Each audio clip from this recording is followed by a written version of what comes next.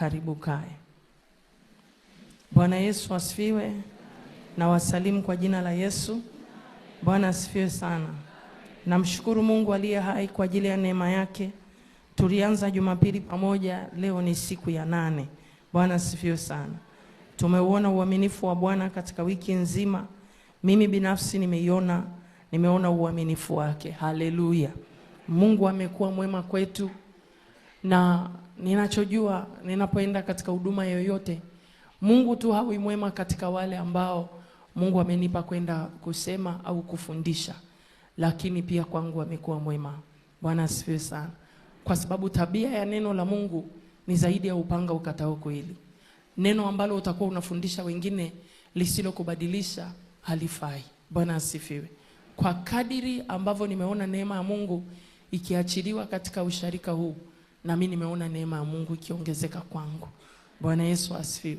Si ninyi tu Mungu aliyewahudumia, bali na mimi pia nimeuona wema wake. Bwana Yesu asifiwe. Ninachotaka kukuambia, yupo Mungu. Bwana Yesu asifiwe sana. Ninachotaka kukuambia, Mungu yupo. Lakini Mungu anaonekana kwa yule mwenye haja. Ndio maana Biblia inasema aliwaponya wale wenye haja ya kuponywa. So ukiwa na haja ya kuona wema wa Mungu, uaminifu wa Mungu, neema ya Mungu, I'm telling you utaiona. Bwana asifiwe. Lakini ukiona kwa Mungu tu ni kawaida, na Mungu kwako atatokea kawaida. Siku ukitambua wema wa Mungu, neema ya Mungu, vyote utavikuta kwa Bwana katika jina la Yesu. Basi leo natamani niongelee kidogo sana nguvu ya utii inavyoweza kukuheshimisha wewe.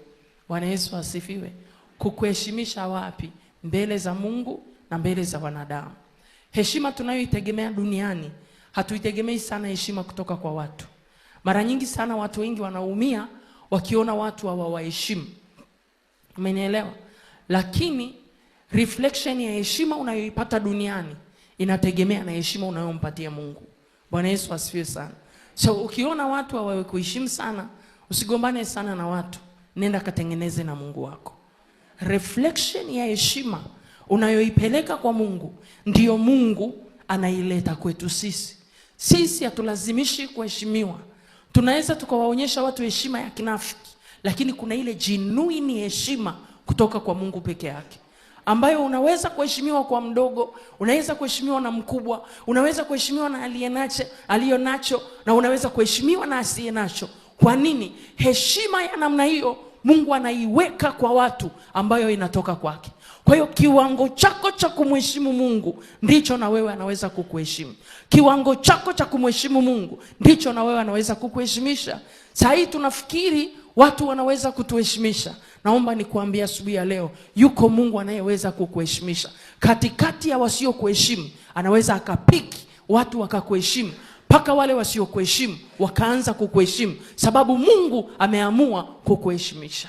Bwana Yesu asifiwe sana. Nami natamani mtu mmoja atembee na heshima ya Mungu. Siku ukijua value ya heshima ya Mungu, hutakaa kushindana na wanadamu wasio kuheshimu. Utaendelea kuitafuta heshima yako kwa Mungu. Na uzuri wa heshima ya Mungu inapatikana sirini. Vile unavyovitenda sirini mbele za Bwana, vile unavyovitenda kutoka moyoni mbele za Bwana, vinaleta. Mstari wa 9 nimekuambia kiwango chako cha heshima, kiwango chako cha utii kinavyoweza kuleta heshima yako kwa Mungu na kwa watu. Bwana Yesu asifiwe. Biblia inasema mheshimu Bwana kwa mali yako na kwa malimbuko ya mazao yako. Bwana Yesu asifiwe. Anasema mheshimu Bwana kwa mali yako na kwa malimbuko ya mazao yako. Sasa Mungu kuna sehemu mbalimbali anadai heshima. Ukisoma kwenye kitabu cha Yohana anasema na mtu akinitumikia nitamheshimu. Bwana Yesu asifiwe. Ipo heshima inayopatikana katika sehemu mbalimbali. Hapa anasema mheshimu Bwana kwa mali, alafu anasema ukinitumikia na mimi nitafanya nini? Nitakuheshimu. Bwana asifiwe. Na akasema na Baba naye atakuheshimu. Sasa heshima ya namna hiyo haitoki tu kwanza kwa watu. Yesu anasema mtu akinitumikia Baba atamheshimu. Maana yake wa kwanza kukuheshimu ni Baba, then Yesu, na sisi pia tutakuheshimu. Bwana Yesu asifiwe. Kwa lugha nyingine, kwa mtu yoyote anayehitaji heshima, mtumikie Mungu aliye hai. Hatutaweza wote kuhubiri, lakini ziko njia mbalimbali za kumtumikia Mungu katika jina la Yesu. Haleluya. Haleluya. Mungu akupe neema ya kufanya vitu vinavyoleta heshima kwa Mungu, naye Mungu akakuheshimisha katika jina la Yesu Kristo, mwana wa Mungu aliye hai. Mwambie jirani yako, usihangaike kutafuta heshima kwa watu. Mwambie usihangaike kutafuta heshima kwa watu. Mwambie tafuta heshima kwa Mungu aliye hai. Mwambie tafuta heshima kwa Mungu aliye hai. Mwambie fanya vitu vitakavyokupa heshima kwa Mungu. Haleluya. Sasa nimekuambia viwango vya utii vitakavyoleta heshima kwako. Naomba nitoe definition chache za utii, then nikwambie ni vitu gani unaweza kufanya ambavyo vikaleta heshima kwenye maisha yako katika jina la Yesu. Utii ni nini? Utii ni kitendo cha kukubali na kufanya maelekezo au maagizo unayopewa na aliye na mamlaka ya juu zaidi kuliko wewe. Bwana Yesu asifiwe.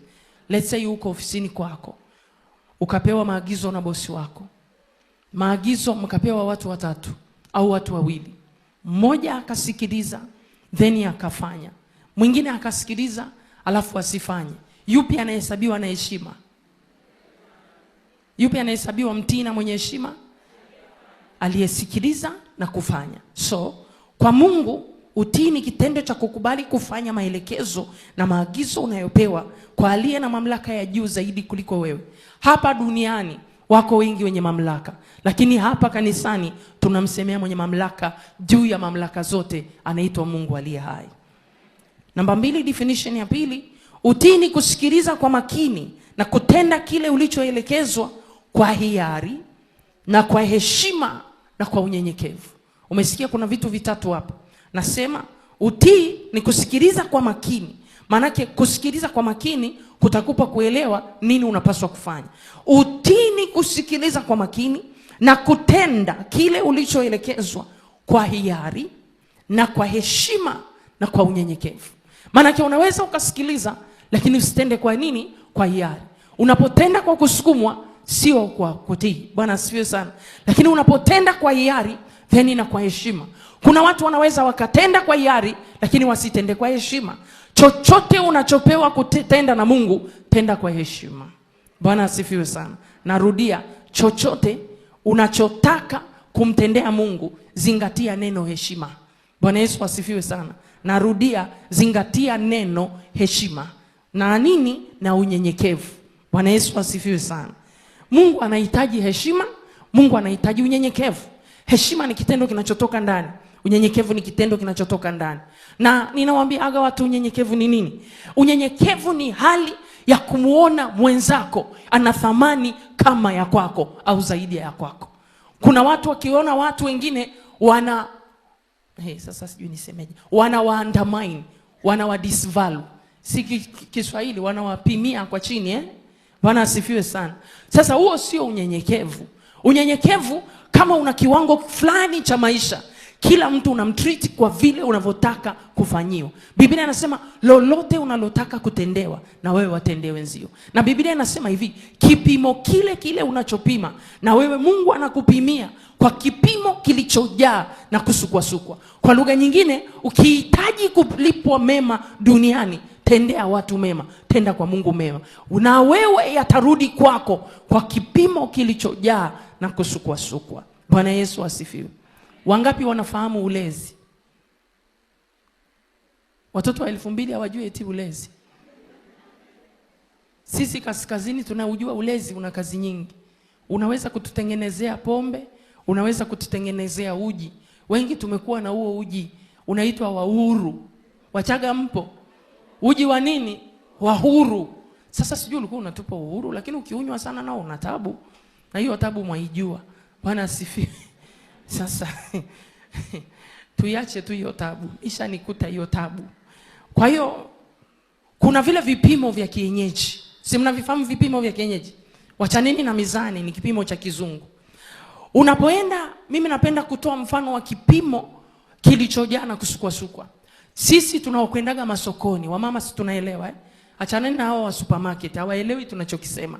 Sisi tunavyoenda sokoni, tunanunua ulezi. Kuna ulezi kibobo cha kilo 1, kuna cha kilo 2. Sisi sasa wababe tunaotaka sado, unawekewa sado na unasubiri ujae. Kwa kile kipimo kinajazwa ule ulezi mpaka unamwagika kama mchanga fulani. Si unauona unavomwagika kama mchanga fulani. Sasa kile ndio kipimo unachopimia wengine.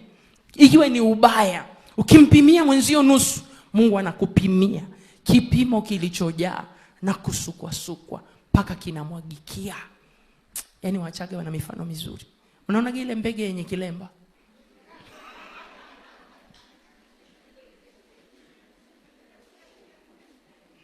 Mesau, Bwana asifiwe. Mniombe toba. Namba 3. Utii ni kufanya jambo au kufuata maelekezo na kufanya jambo uliloelekezwa au uliloamriwa kwa wakati sahihi. Zingatia hii sentence. Kwa wakati sahihi, katika eneo sahihi na kwa kiwango. Very good. Narudia.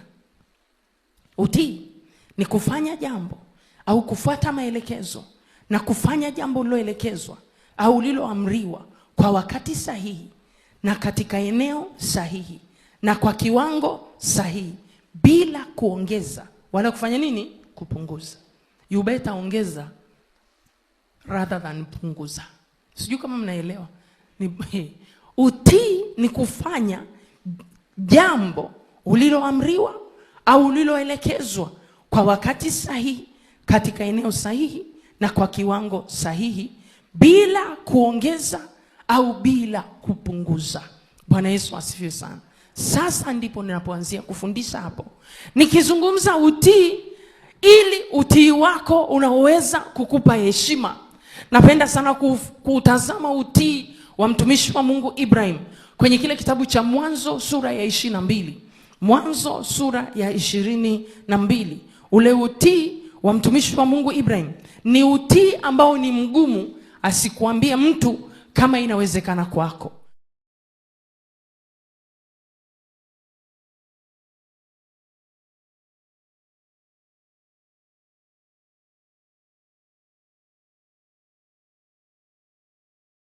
Ukitaka kumfurahisha lazima Roho Mtakatifu akusaidie. Kwa sababu gani? Tabia ya Roho Mtakatifu ni kutusaidia madhaifu yetu. Na udhaifu wa kwanza ni kiburi. Udhaifu wa pili ni majivuno. Sijui kama unaelewa. Kiburi kinakufanya usitii. Kiburi kinakufanya unajihesabia haki. Umenielewa ninachokisema? Mfano mzuri Ibrahim. Ngoja nisome kwa sehemu chache sana. Nasoma kwanza mstari wa kwanza nikikimbia. Anasema ikawa baada ya mambo hayo Mungu alimjaribu Ibrahim. Akamwambia Ibrahim, naye akasema mimi hapa. Akasema umchukue mwana wa pekee umpendaye Isaka.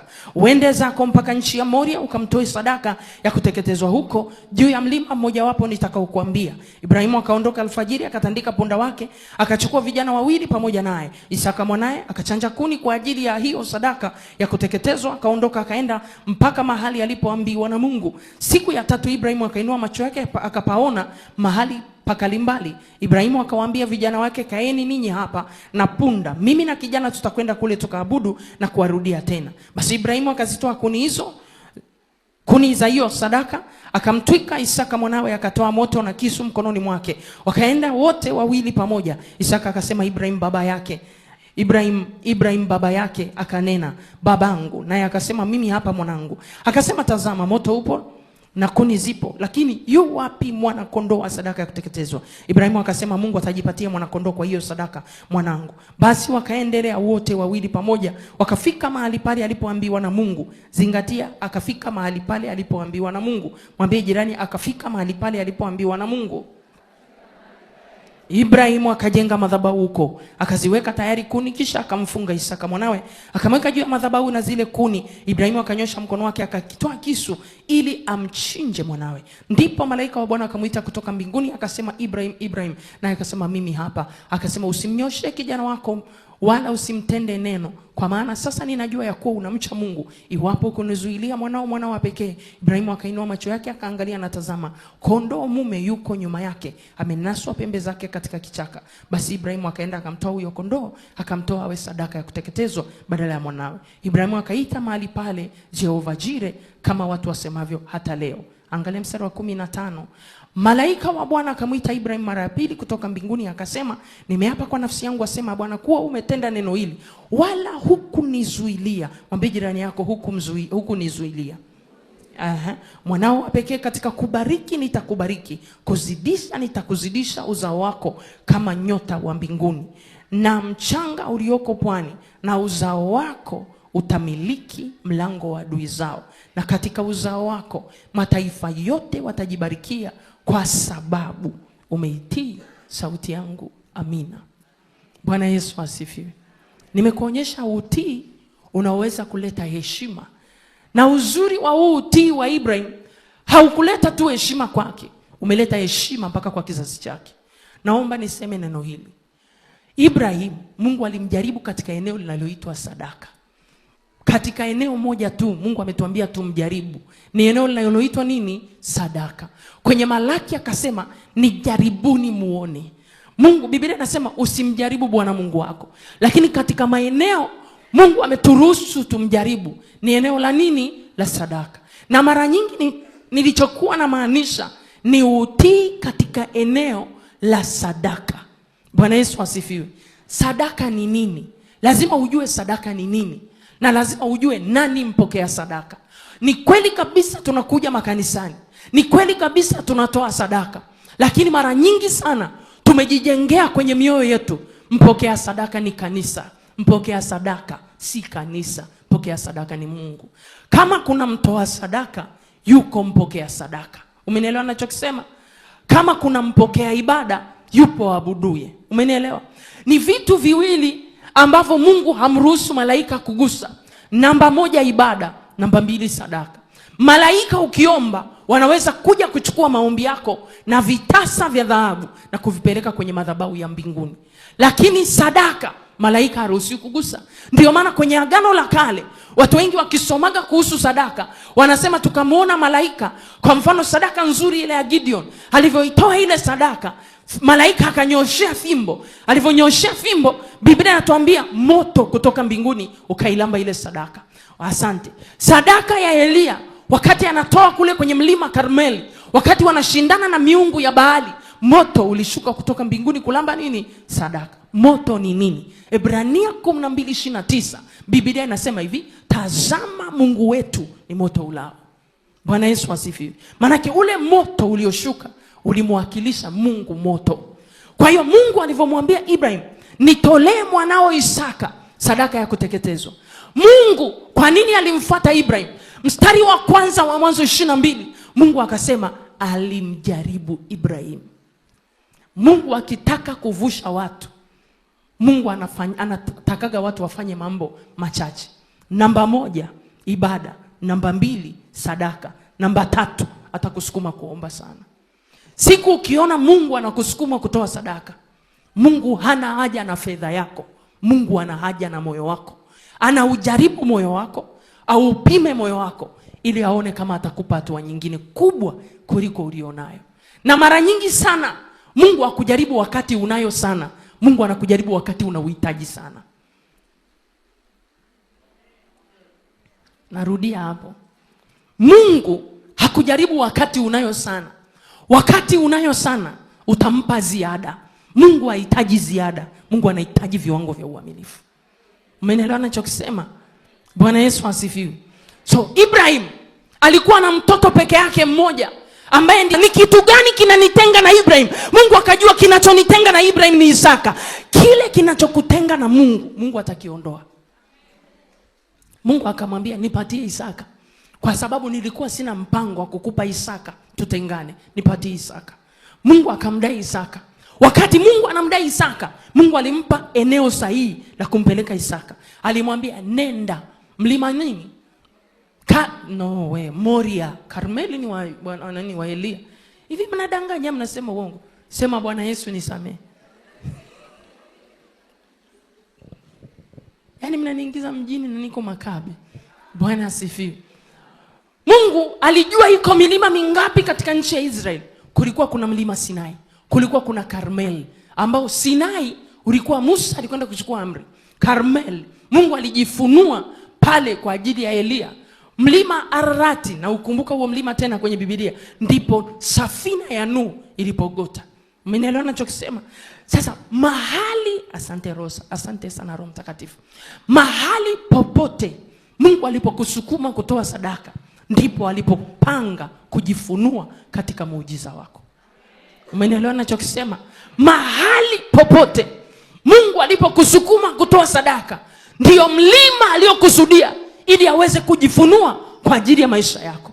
Wakati Mungu alitaka kujifunua kwa miungu ya Baali, aliwaelekeza waende mlima Karmel. Maana pale kwenye ule mlima ndiyo mahali alipokomesha miungu ya Baali.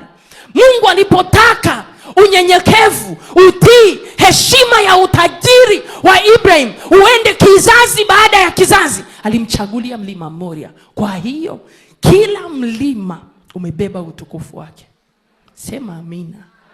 Kwa mtu aliyeelewa ufunuo angesema amina. Narudia, kila mlima umebeba utukufu wake. Kwa hiyo mlima Sinai ulibeba utukufu wa Mungu kuzileta amri 10 na kumfunua Musa. Wakati Musa alikuwa akishuka mlimani, Israeli walikuwa hawezi kumtazama kwa sababu ya utukufu aliokuwa nao, mpaka avae kitu kilikuwa kinaitwa, alikuwa anavaa ile, Kiingereza wanasema veil. Si ni sawa Alikuwa anavaa, wanaita Kiswahili utaji. Anavaa kile kitu kama yale makofia wale tunaonaga ndugu zetu wanavaa zile kitambaa, alafu wanafunga na kamba hapa. Ndivyo alikuwa jamaa anavaa. Bwana asifiwe sana. Sasa tunajifunza nini? Mungu akihitaji sadaka kwako, anahitaji kufanya kitu ambacho akili zako haziwezi kufanya, mawazo yako hawezi kufanya, hata maombi yako hayawezi kufanya. Nani anapokea sadaka? Mungu ndiye mpokea sadaka. Bwana Yesu asifiwe sana. Wangapi wanaamini kanisani ndio tunatoa sadaka? Wala usiogope, nyosha mkono. Okay. Zaburi ya 118 mstari 27. Zaburi ya 118 mstari 27. Nataka nikufundishe kitu kifupi kwa dakika chache hapo, nikuelekeze. Na dakika bado. Zaburi ya 118 mstari 27. Weka ubaoni watu wote wasome, tena wasome kwa sauti.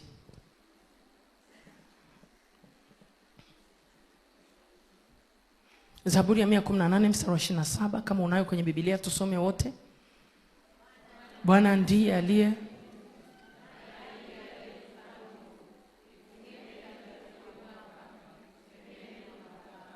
Amina. Usiondoe kaka. Nisikilize. Mungu anaitakaga sadaka kwenye nini? Sema madhabahu.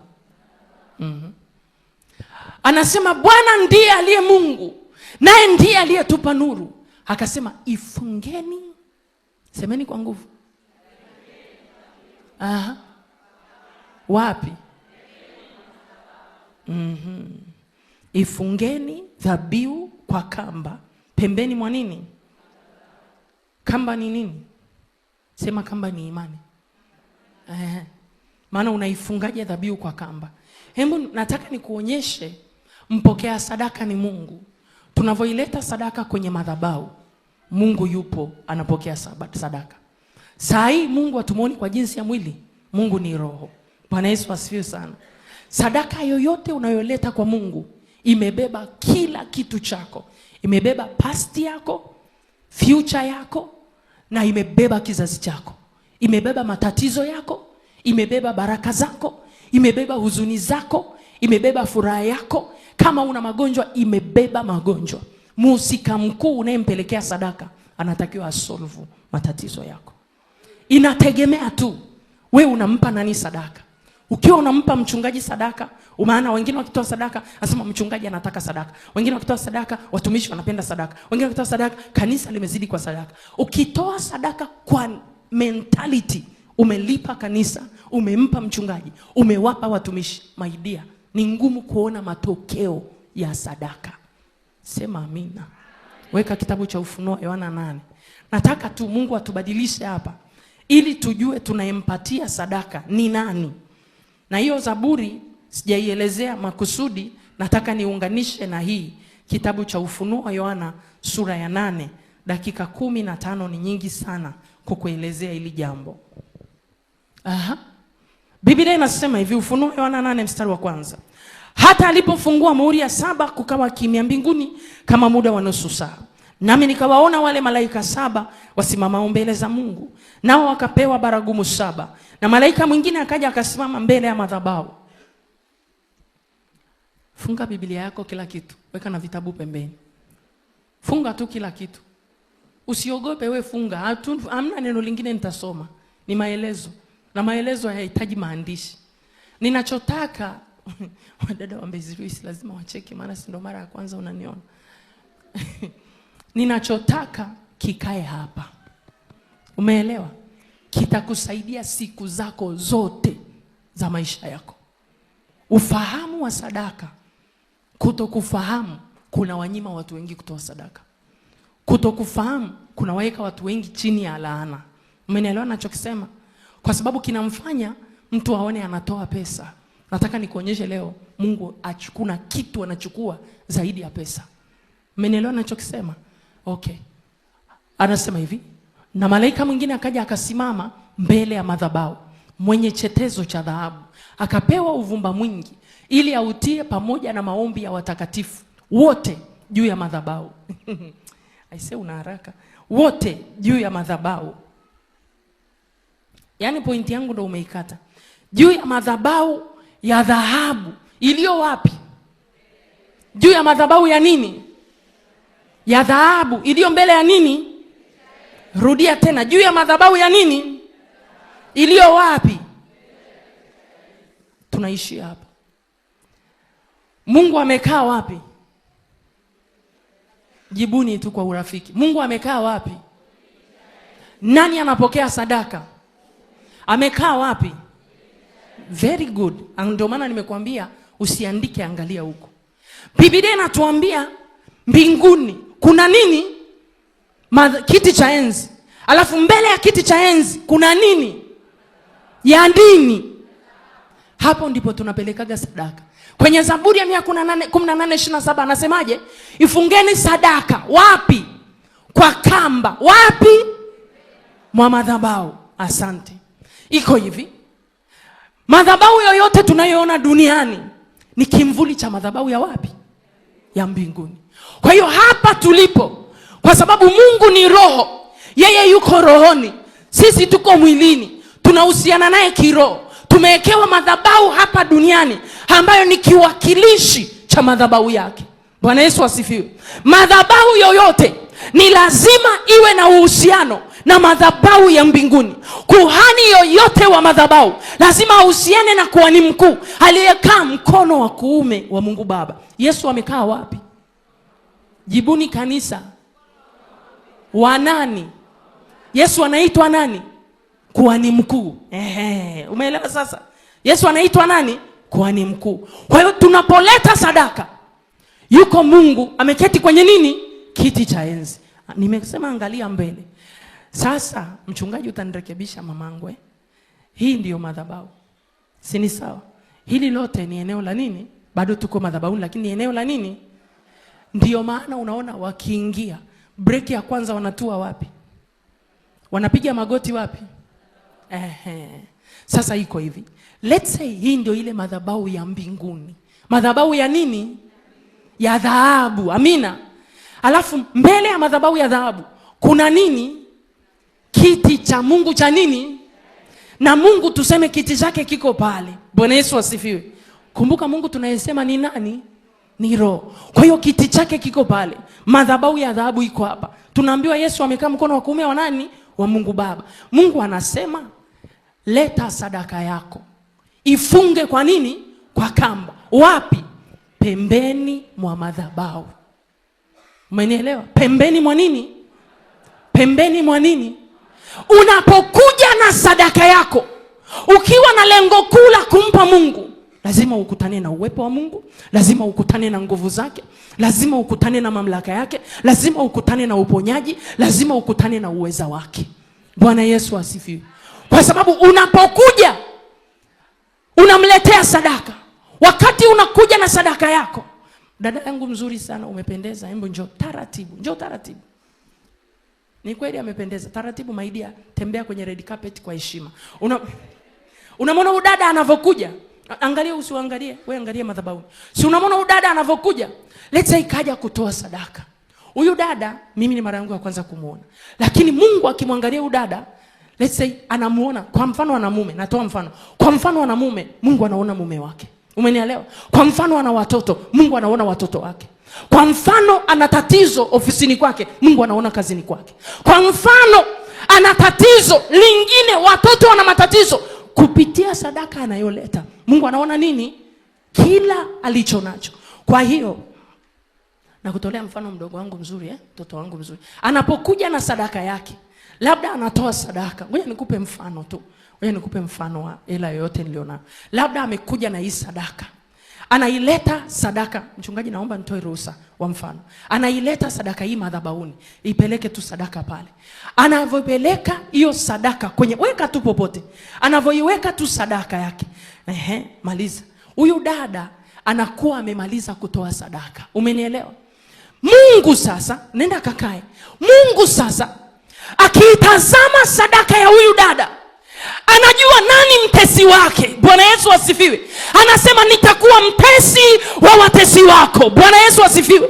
Anatazama ni nani ameinuka kuloga watoto wake, kuloga mume wake, kuloga ndugu zake. Anasema hapata kuwepo na uchawi, wala hapata kuwepo na uganga juu ya binti aliyetoa sadaka. Sadaka hii moja aliyotoa inageuka kuwa silaha katika ulimwengu wa roho.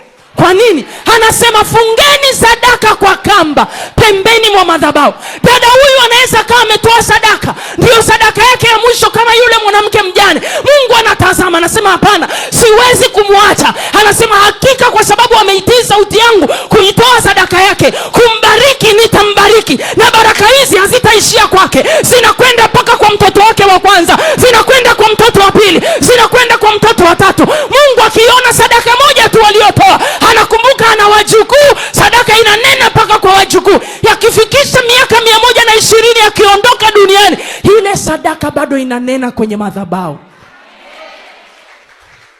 Hatuelewi nguvu iliyoko kwenye sadaka. Ndio maana unakuta mtu analalamika, anasema nimeitoa sadaka yangu kanisani, sio ni chochote. Sio kweli. Hujui unaimpatia nani sadaka. Kwa nini Ibrahimu atoe sadaka? Mungu akamwambia sadaka tu, hajaomba. Nitakupa kumiliki mlango wa adui zako. Tuna watu wangapi hawamiliki mlango? Mlango wa adui unawamiliki. Kwa nini? Kiwango chako cha utoaji hakijabeba heshima inayomfanya Mungu akupe kumiliki mlango wa adui. Sadaka yako, ndani ya sadaka moja tu, imebeba heshima, imebeba kiwango chako cha upendo. Umeelewa ninachokisema? Sadaka yako inawakilisha upendo wako kwa Mungu. Kwa nini sadaka inawakilisha upendo kwa Mungu? Kutoka 25 mstari wa kwanza na wa pili, Mungu akamwambia Musa, nimwambie msifungue, nenda kanitwalie sadaka yangu kwa wana wa Israeli, kwa wale walio na moyo wa kupenda. Kwa lugha nyingine, Mungu hana haja na pesa ya kila mtu, ana haja na sadaka za wale wanaompenda. Kwa hiyo ukiona utoi, usiseme sina karama ya utoaji. Viwango vyako vya upendo ni vidogo. Kwa yule mwenye moyo wa upendo, anatoa sana. Na nawaambiaga watu, hata siku moja usishindane na watu wawili kwenye maisha yako ndani ya kanisa. Usishindane na mfanya ibada, wala usishindane na mtoa sadaka. Mtoa sadaka hata kama aombi sana, anapiganiwa na Bwana.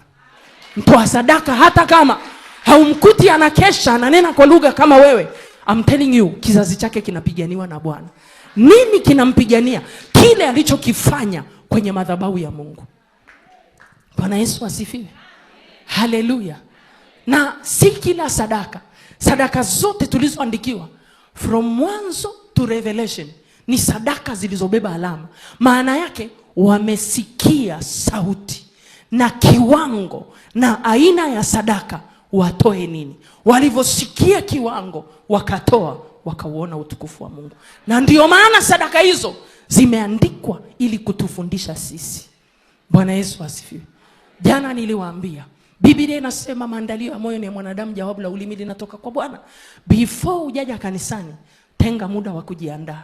Tunatengaga nguo, tunaendaga saluni, tunaosha magari, tunaosha kucha, tunabandika kucha, tunafanya makeup, lakini hatuna muda wa kutulia. Kuna watu mnashindana na watu wa madhabahu nyingine. Nisikilize niseme, sadaka ni alama ya kiroho inayowakilisha nafsi ya mtoa sadaka. Unaweza ukatoa sadaka hapa, nafsi yako inafungwa kwenye madhabahu ya mbinguni. Kama muamini, unapotoa sadaka, sadaka ina tabia kufunga nafsi ya mtu. Kwa kuna watu wanajaribu kufanyiwa deliverance mahali na mahali, wanajaribu kukomboa uchumi wao. Anaenda anapambana na watu wanaotoa sadaka kwa miungu mingine. Kanisani ni mtoa bukubuku bukujero, au akimaliza siku hiyo kapata nyingi, katoa 10,000. Na 10,000 sikudanganya, unaweza kutoa 10,000 lakini ulipaswa kutoa zaidi. Kiwango chako cha baraka kinaamua kiwango chako cha utoaji. Sema amina. Bwana asifiwe. Kwa unaweza ukashindana na mtu. Wewe unashindana na mtu unasema uchumi wangu umebana. Pale kazini kuna watu wana kibali kuliko mimi. Yeye kamtoa mama yake kafara. Yeye kamtoa mama yake nini? Wewe unatoa nini kanisani? Kuku. Unafikiri unaweza kushindana na huyo mtu? Very serious. Very serious. Ndugu, wengine anasema kwani si kuna damu ya Yesu? Sikiliza. Damu ya Yesu plus sadaka yako iziko tu matokeo. Sema amina. Damu ya Yesu plus sadaka yako iziko tu nini? Matokeo. Kuna mwingine wewe utaitumia damu ya Yesu na unafikiri hawajui kuna damu. Kama uamini damu ya Yesu na jina la Yesu, kawaulize wana wa Skewa, walitumia jina la Yesu without utakatifu na walipigwa. Sijui kama unaelewa. Anania na Safira, Mungu anajua aliwabariki. Aliwaambia watoe kiasi gani. Wakaja kutoa kanisa hilo hilo na walikufa. Walikufa hawajafa. Ni Mungu yule yule, sio Mungu yule yule. Kwa lugha nyingine, kwa Mungu zipo kanuni na kanuni zinafuatwa. Na kanuni za kiroho, Mungu anasemesha watu kiroho. Mungu anashughulikaga na nafsi ya mtoa sadaka. Kwa nini Kornelio Mungu alimkumbuka hakamletea wokovu?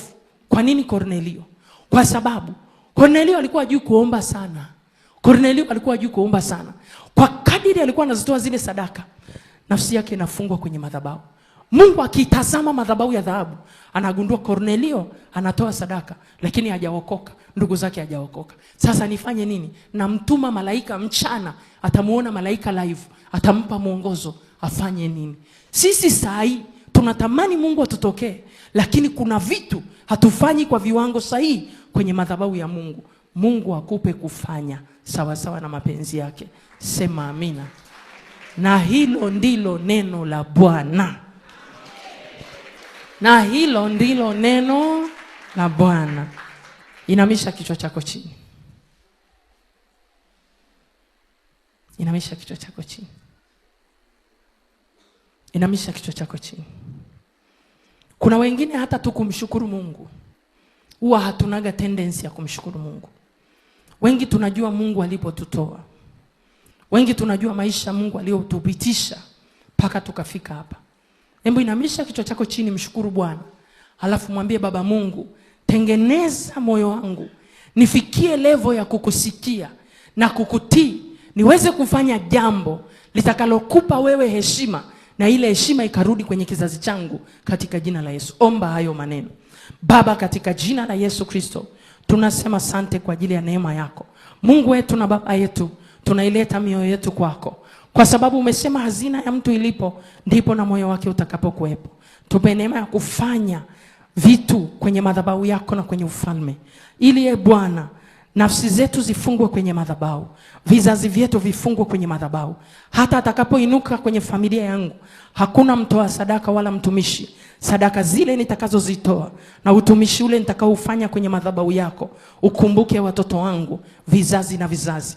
Kama ulivyomwambia Isaya, maneno yangu niliyoweka kinywani mwako sitayaondoa kwako, wala kwa watoto wako, wala kwa wajukuu zako, wala kwa vitukuu vyako.